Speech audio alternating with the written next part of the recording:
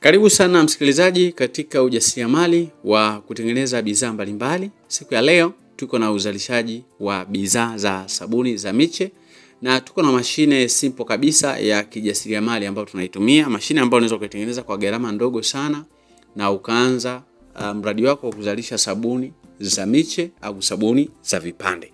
Sasa katika video ya siku ya leo msikilizaji, naomba tuambatane mwanzo mpaka mwisho.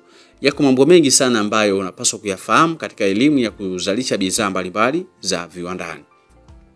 Mimi naitwa Mwalimu Almasi kutoka Lodness Enterprises.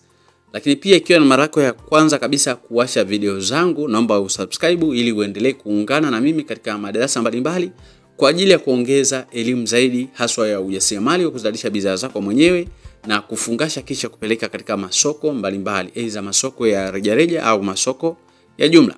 Lakini pia sikuishia hapo, nimeweza kukuandalia kitabu kinaitwa Ujasiriamali ni Ajira. Ni kitabu ambacho nimekuandikia bidhaa mbalimbali kama vile sabuni za miche, sabuni za magadi, sabuni tiba aina zote, sabuni za kuogea, sabuni za rangi kama zinavyoonekana. Siku ya jana nilikuwa nakata sabuni za blue, juzi pia nikakata rangi ya orange. Hasa siku ya leo ninakata sabuni za miche jamii ya rangi ya pinki. Na ukiangalia vizuri msikilizaji katika video ya siku ya leo ambayo nimekutengenezea, na haya yote tunafanya ili kwamba na wewe uweze kujifunza zaidi. Kama una idea au unatamani una shauku ya kuanzisha biashara au mradi wa sabuni za miche, basi ni vizuri tunaweza tukacontact. Kuna option mbili za kujifunza. Napenda kutoa maelekezo haya ili kwamba na sisi pia ambao tunapenda kuangalia video hizi tuweze kuwa na maarifa ya uzalishaji wa bidhaa hizi za viwandani au za kijasiriamali. Na kuna mtu mwingine pia anafikiri kwamba sabuni hizi za miche usipokuwa na mashine hauwezi kuzalisha. Yaani hot process, usipokuwa na mfumo wa moto huwezi kutengeneza sabuni hizi za miche. Inawezekana kwa sababu mimi hapa sijatumia mashine yoyote ile ambayo inatumia umeme au automatically yoyote. So hapa nafanya manual kabisa. Naitwa Mwalimu Almasi kutoka Lodness Enterprises. Lakini pia hicho kitabu kinaweza kikakusaidia.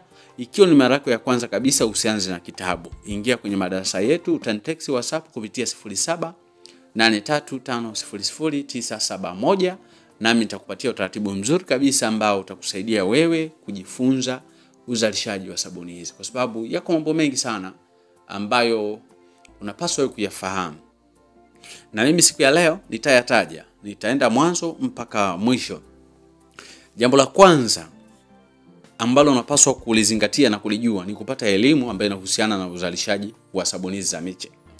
Katika elimu hiyo utakutana na ingredients ambazo zinatumika, yani viambata ambavyo vinatumika katika kutengeneza sabuni hii ya miche. Na kiambata kimoja wapo kikubwa ni mafuta ya mise au mafuta ya mbosa. Wengi wanapenda kuita mafuta ya mise.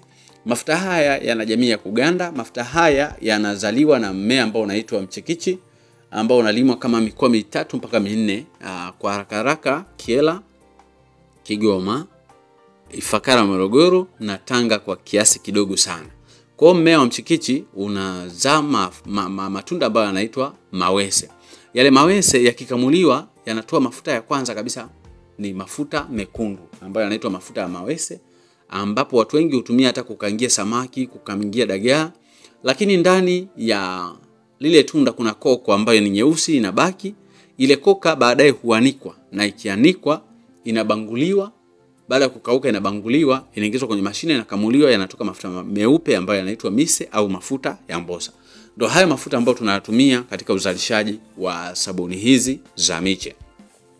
Sasa mbali na hayo mafuta tunakuwa na kemikali ambayo inafahamika kwa jina la sodium hydroxide. Sodium hydroxide ni caustic soda ambayo kazi yake kubwa ni kutusaidia kupata povu na kufanya sabuni yetu iwe ngumu. Haimaanishi kwamba kwa sababu sabuni inakuwa ngumu kupitia hiyo caustic, hapana. Hiyo ni reaction ambayo inazaliwa kati ya mafuta na caustic soda. Lakini katika uzalishaji au production tunakuwa tumeshaiandaa, tumeshaichanganya na maji, sio soda tena, inakuwa caustic solution.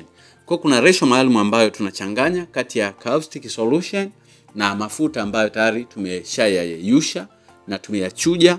Na ukitaka sabuni yako itoke vizuri zaidi, ni muhimu sana kuzingatia usafi katika eneo ambalo unafanya uzalishaji wa bidhaa zako. Kwa hiyo kaustiki ukiandaa leo inakuwa ni ya moto sana. Unaiacha mpaka siku ya pili, ukuta imepoa, basi unaweka hydrometer pale, unaipima, unahakiki kipimo. Lakini tahadhari kubwa unapaswa kuichukua kuanzia kwenye uandaji wa sabuni. Unapokuwa haswa unakuwa unafanya zoezi la kuandaa caustic soda kwa caustic solution, vizuri sana ukavaa vifaa kinga, au unaweza kufuatilia video zangu zingine, nimeelekeza zaidi njia nzuri ya kuweza kufuata. Lakini pia lazima uwe na sodium silicate kwa ajili ya kuweka ugumu, sabuni yako isiwahi kuisha. Muhimu uwe na perfume nzuri na rangi ambayo unaipenda katika bidhaa zako. Kwa karibu sana. Hizi ni dondoo tu nimekupa, ni chache kati ya zile nyingi ambazo nimeandaa kwa ajili ya masomo mbalimbali ya ujasiriamali ambao wanapenda kupiga hatua. Kwa hiyo kama utapenda, utavutiwa na video zangu au mafunzo haya, unaona kwamba yanakufaa leo, kesho na kesho kutwa, basi ni vizuri unaweza kunitext WhatsApp nami nitakutumia utaratibu mzuri wa namna ya kuweza kujifunza uzalishaji wa sabuni hizi. Mimi naitwa Mwalimu Almasi, lakini pia kuna jambo nataka nikuambie. Hakuna jambo ambalo haliwezekani kwa mtu ambaye ameamua kupambana, kwa mtu ambaye ana ndoto na malengo ya kufika mbali. Amini kwamba hakuna kitu ambacho kinashindikana. Kikubwa unatakiwa wewe kujikubali na kuona kila kitu kinawezekana. Yamkini mazingira ambayo unaishi au marafiki zako wanasema haiwezekani, wewe sema inawezekana, na siku moja utaweza. Asante sana.